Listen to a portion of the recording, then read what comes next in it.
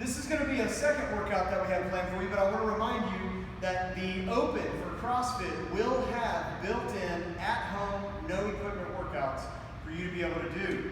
So we will be using those as our third workout for each Open week. There's 3 weeks. This is Open Week 1. This is our Day 4 workout for you at home, and it is a no measure, actually, to kind of give you something more of a relaxed workout, so to speak, so that the workout on Friday, the Open WOD, will be a little easier to approach. So what we got here for the no measure is a 6-round workout. The first 2 rounds we're asking for you to use as warm-up. So don't go crazy here, don't go super heavy. Probably just do a lot of this body weight. Then the rounds 3 through 5, you can, peak at round 4 if you want. But rounds 3 through 5, ideally you're building up to heavy. It should be difficult work so that you're really pushing hard. And then round 6, or if you peaked at round 4 and you just want to cool down, use round 5 or round 5 and 6, but definitely round 6 to cool down. So you're dropping weight. It's not just warm-up weight necessarily, but you definitely want to go lighter than your more intense rounds in between. So what your movements are here are going to be 10 reps of each. You got 5 movements: weighted box dips, Bulgarian split squats, good mornings, floor wipers, and then push-ups.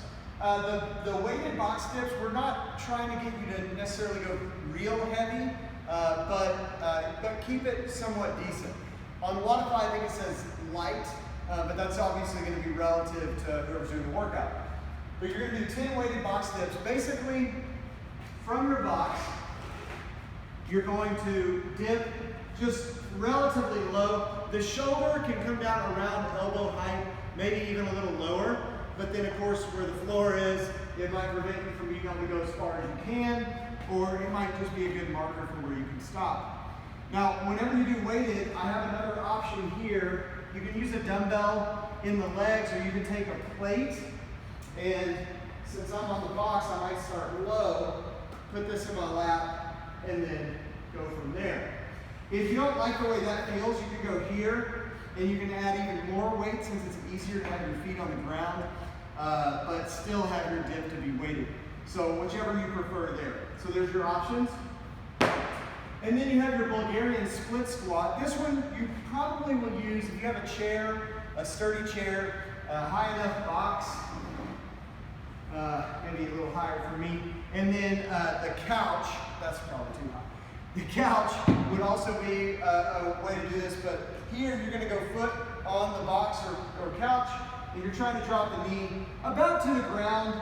This can go parallel or below, but that's the depth that you're looking for. So if you hit parallel or you hit lower and your knee's not on the ground, that's not a bad thing, that's okay. You just want the leg that's doing the work to be able to get enough depth there. Now, if you don't have a box or anything, then you can feel free to do lunges instead.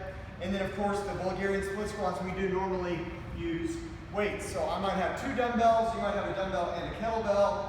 Regardless, if you want to weight it, just hold them on each side. If you want to do something a little more advanced, you can just take one. If you don't have the right weights, you feel off balance, but you want to increase the load a little bit, you can put a goblet here and weight it in the front so it gives you a little bit of extra work. Or you can just hold one at the side like a suitcase carrier. However you want to do that is totally fine. I would recommend no weight, doing the Bulgarian split squats for the warm-up rounds first. Then your good mornings. Good mornings to warm up. I just really believe in the single leg deadlifts. Reach down and just really warm up the glutes, stretch out the hamstrings a little bit. But then another thing you can do is you can hold these in a goblet here while you're doing a good morning and just hug that tight. If you want to take a plate, you can do that as well. Hold it under the chin, close to the chest. Maybe some of you want to get that hug in there. Bear hug that plate, that's totally fine. It's still the same idea. You're trying to keep that back relatively flat and hinge at the hips. Another thing, if you wanted to, you could potentially put a dumbbell or even a kettlebell up behind the head and rest it right on the shoulders, so you kind of have that back rack positioning. But any of that will work at home. And then of course you have your floor wipers. The floor wipers are going to be pretty interesting here. If you're not comfortable with this, then what you can do is just do leg lifts from the ground. But your traditional floor wiper has a barbell, and if you don't have weight, you can use a broom handle. We've got PVC pipes here, but essentially you're going to hold this up, raise your legs, you're going side to side. Now, the weight on the handle, if it's just a broom handle, is going to be really light, obviously. Woo! So I'm going to tend to want to roll over. So you can stay a little more narrow, try to go just to the hands. Or, like I said, you can just do leg lifts here and go as far up as you want. Those are basically the same movements, except for when you have something weighted, it's helpful so you can go a little more to the outside of the actual, broom handle or barbell or whatever it is. That's kind of what we're trying to target. Another thing you can do is you can do some leg lifts. So let's say you do 10 leg lifts, and then you supplement with either something like a sideways V up here, okay?